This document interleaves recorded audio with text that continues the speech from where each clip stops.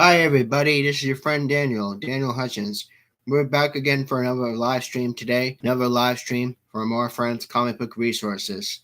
So, right now, I'm also simultaneously playing two things on Disney Plus on two separate TVs, but you don't have to worry about that because those are on mute. So, we're starting off our discussion on Comic Book Resources with our friend Star Wars. Yep, Star Wars. Star Wars Andor series gets a new Disney Plus release window. So now it seemed that Disney Plus release window for Star Wars Rogue One prequel starring Cassian Andor is now arriving sooner than expected. Okay, this is from several hours ago, everyone. So Disney Plus's Andor series may arrive earlier than Star Wars fans expected. Reputable Star Wars news outlet Basebin Bulletin suggests that Andor is now arriving in August, after the Obi-Wan Kenobi and Miss Marvel. The last update on Andor release window came in November 2021, where Disney said the show will arrive in Disney Plus in the Q4 event of 2022. Okay, now the latest article, Star Wars Andor's greatest goal is establishing the Rebel Alliance. But we're not here to talk about that because we already know he established the Rebel Alliance. Now, Beastman Bulletin also says it kicks off after Miss Marvel and after Obi-Wan Kenobi. And this is confirmed again from people on Twitter. So if you follow the tweets, then you'll find more.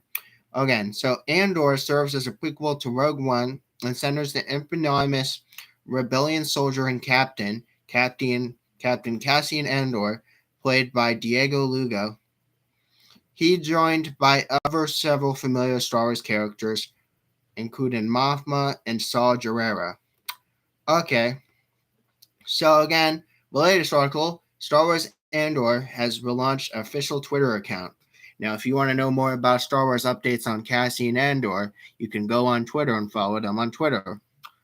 Okay, now you'll definitely see familiar faces, Luna said, when productions on Andor have wrapped in September 2021. You can tell that by projects like these, there's no other because we can't spoil the ending unless you've already seen Rogue One. Now, no matter what we say, we can't ruin it because, to be honest, it's such a blessing to do a job and keep it under wraps and secrets. Now, it's hard to have a circumstance and a chance to work with a team that couldn't be more proud of what you admire. It's hardcore moments of out there shooting, and we are very lucky to have people on our side. We're done with the shooting now and getting ready for the audiences to see it. So, confirmed from April 2020, it was announced by that of Tony Gilroy had boarded Andor as a showrunner after being tapped to rewrite the plot of a pilot in October 2019. Gilroy not only wrote and co-wrote Rogue One, but he also overseen the film's extensive reshoots of Lucasfilms, was unhappy with the version with Gareth Edwards, who is the director. Now, related to Oracle, Star Wars Andor series reportedly already renewed for season 2, but we're not even seen it yet, so we can't talk about that yet. So, beyond the fact that it takes 5 years before Rogue One, the plot of Andor remains unclear. It's worth noting, despite Cassian Andor and has hacked an Imperial droid K2SO, has seemingly inseparable Rogue One, we know the person won't reprise the role for that Disney Plus series. They're shooting right now, but I'm not in it, they said in January 2021. But it stays on the air and stories get told, and I'll be up there. Okay, Andor has yet to have a premiere date. We don't know when the premiere date is, but when we find out, we'll let you know. Okay, so now we're going to CBR exclusives, because that's where the best stuff is, most of the time. Yes, most of the time. Okay, you want to know why Mace Windu is the worst Jedi? I can tell you why Mace Windu is the worst Jedi of Star Wars. And there is proof, everybody, there is proof. There is hard written proof that says Mace Windu is Star Wars' worst Jedi. Okay, Mace Windu is Star Wars' worst Jedi, and here is the proof. Mace Windu stands among all the other Jedi because he's one of the worst. He is the worst, and embodied everything wrong with the Jedi Order. Okay, Samuel L. Jackson has been in talk with Bryce Dallas Howard, the actor begging for his character to return again. But things are far confirmed. The majority of fans are not for this idea because Samuel L. Jackson's always been a great actor, but let's not forget that he was Mace Windu. Now, again, he is one of the worst Jedis. He is the worst Jedi in Star Wars. His appearance in Phantom Menace doesn't make a good impression. With Qui-Gon Jinn reporting the Jedi Council in the Sith returned, Mace immediately dismisses his claim, saying, "I do not believe in the Sith could return without us knowing." This perfectly sums up that why he is the worst character, why he is the worst Jedi. Now, then later in the film, he rudely dismisses Anakin, claims he's too old for training, and the attitude of him carries throughout the prequels. Again, why he's the worst Jedi. Moving on, we also see in Attack of the Clones why he just killed Jango. He chops off the head of Jango right in front of Boba.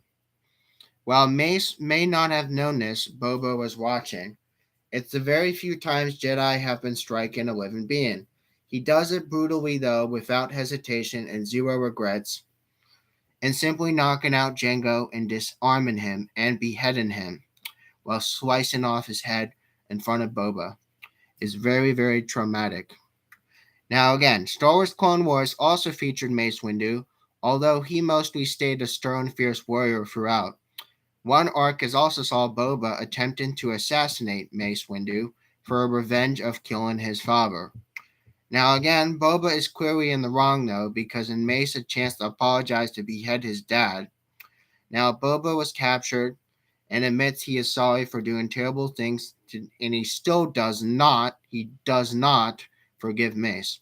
Now, the Jedi kneels down as if to apologize, but instead he says, "Well, you're going to have to, dude," because which feels like a cold move for a Jedi.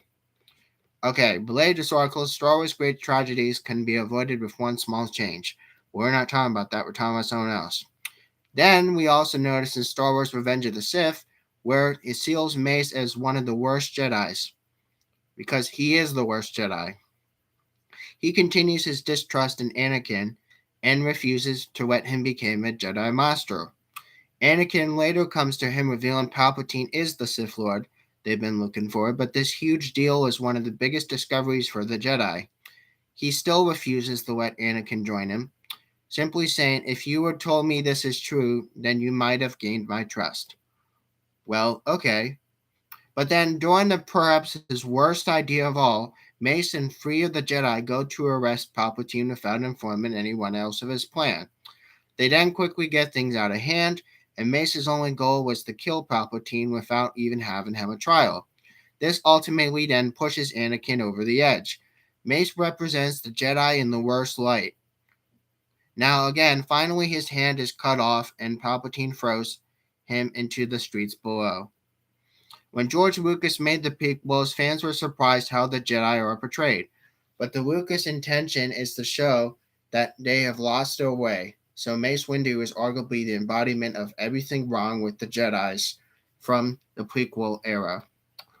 Okay, buddy. And that also explains proof as to why Mace Windu is the worst Jedi. He is the worst Jedi. Yes, Mace Windu is the worst Jedi. Now we're going to keep going. There's more, guys. There's more. There's always more. Okay. We're going to keep going.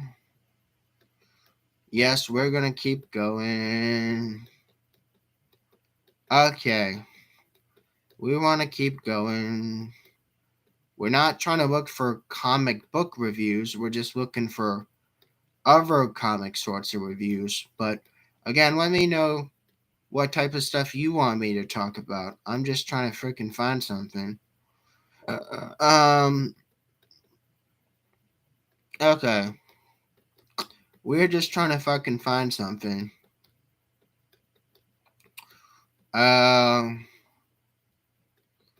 We are just trying to freaking find something.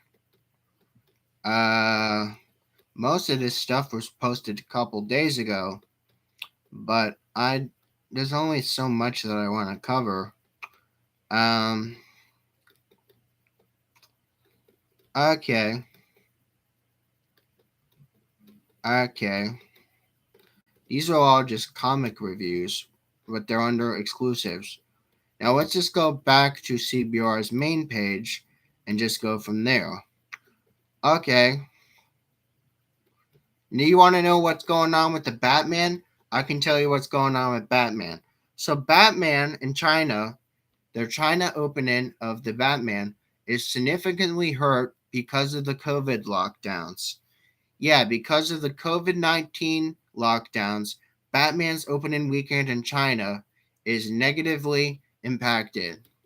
Yes, Batman in China has significantly been hurt because of COVID lockdown. 7 hours ago, Warner Brothers and DC Films' Batman has expected to Chuan's opening weekends in China. Our optimistic assessment is that Warner Brothers will be lucky if Batman opens up with an RMB of $100 million, which is $15.7 million actually, because with the co-founder, they said in a statement to the Hollywood Reporter, which is the news site, they said this is down with an original projection of $25 to $30 million, thanks to a shuttering of the 30% of China movie theaters being shut down and locked down because of COVID-19. On a pessimistic side, though, we must remember lucky to get half of that. But the four tier 1 cities in China, we know Beijing, Shanghai, Guangzhou, and Shenzhen, and these are major markets and moviegoers are most proactive for Hollywood, and half of them are currently shut down because of lockdowns on the COVID-19. Okay, so Batman's performance in China is especially noted because not only is it the first superhero blockbuster to open in the country since Wonder Woman 1984, it's because in 2020, China has surpassed the United States as the largest movie-going market in the world. Now, over the past 2 years, the Hollywood brand has definitely taken hits to China for a variety of reasons because the market dynamics and because of the actions of the authority, the government, the Chinese government. You never want to piss off the Chinese government because you're going to go down. Now, it's going to take some time for strong marketing efforts to re engage Chinese consumers around Hollywood. Again, stateside, Batman's opened up an impressive $134.1 million and is currently grossed $245.4 million. Domestic of $472.2 worldwide. Now, again, critical responses to the Batman have also been strong. The sequel has yet to get confirmed, yet there are some ideas which I've also talked about on the channel. Discussions are already underway between Warner Brothers and co-writer director Matt Reeves. Okay, so Batman centers on the Dark Knight in his second year of crime fighting. Yada yada yada yada. We already talked about it. We already said they have Selena Kyle, Catwoman, and Lieutenant James Gordon back before he became commissioner. Now, again, that's important. Now, again, it's directed by Matt Reeves and it's now in theaters. If you haven't seen Batman, go and see it. My chances are is that I'm just going to see it digitally when it releases on digital platform because that's what I'm doing. Sadly, I'm just going to watch it digitally. But okay, guys, so that's what's going on with the Batman's China opening and why the Batman China opening will be hurt because of the COVID-19 lockdown. Okay, so that's what's going on with that. So I'm going to be talking about one more thing. Okay, so we're going to try to find something else. Or we should find something else. Okay. Okay.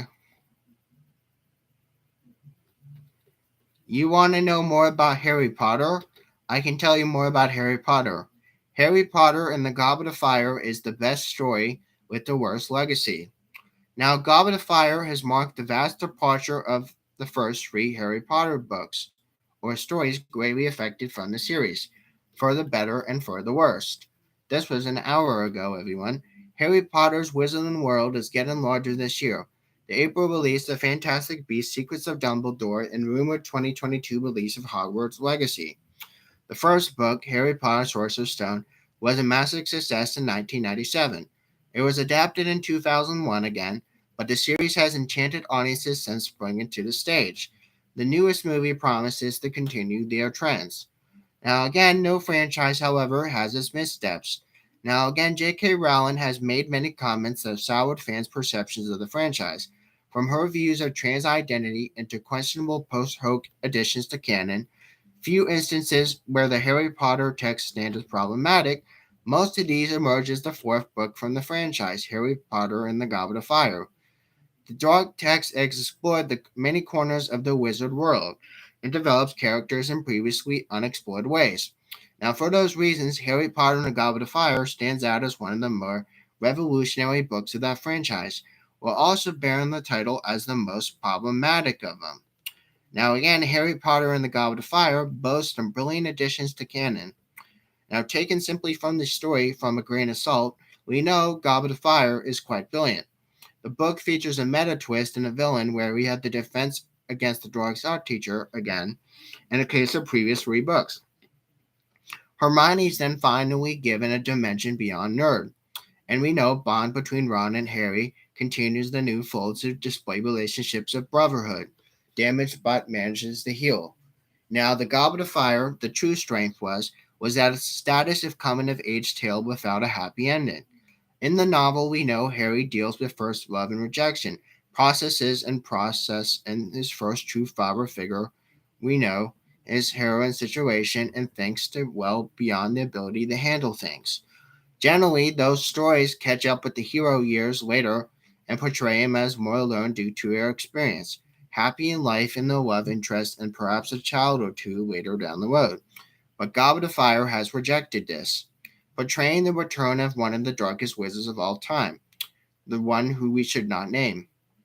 Now, again, narrative leaves Harry in a dark place where doubtless more mature than the story began. This helps the Goblet of Fire be unique, but also within a series, but among more of the coming of age books in English literature. One Goblet of Fire antagonist is problematic in many other ways. The Goblet of Fire's primary antagonist is naturally the one we should not name. Now, the unique structure of the story, however, reveals the series of antagonists. The one standout is Rita Skeeter. She is a reporter of the Daily Prophet, which is a newspaper site. Now, again, Skeeter then serves as an archetypical deceptive media person only for her fame. The disgraceful reporter is a natural villain, but her characterization of this is not the problem of the narrative. The issue stems off of Rowling's description of her taken in conjunctions with Hermione and her punishment in her way as she gets her information. Again, to begin with, Rita in the Goblet of Fire is described as deceivingly mannish features. Her hands are said to be large, she is stronger than she should be, and her jaw is said to be manly looking. Now, all this taken aside from a grain of salt, taken in descriptions, we know Rowling's perceptions to trans women make Rita more likely to be more like a man in drag, like a drag queen. Now, complete over the top hair and clothing. Now, we know, complete from excuses aside, we know character aspects are not for the fact that Rita is subtly implied to be a pedophile. Her first appearance features her dragging her character in a broom closet, sitting far too close to having forced Harry to come against her will. Now, again, we know she then is revealed to be unregistered and who turns the beetle to get her scoops. Again, we know the trans person then sneaks in places she shouldn't be to spy on children, whom she also prefers to trap alone when possible. Now, in the end of their text, Hermione traps Skeeter in a jar for weeks or months, and then, just in revenge for Hermione, Skeeter's punishment begins the trend of disproportionate punishment of all female characters in the series.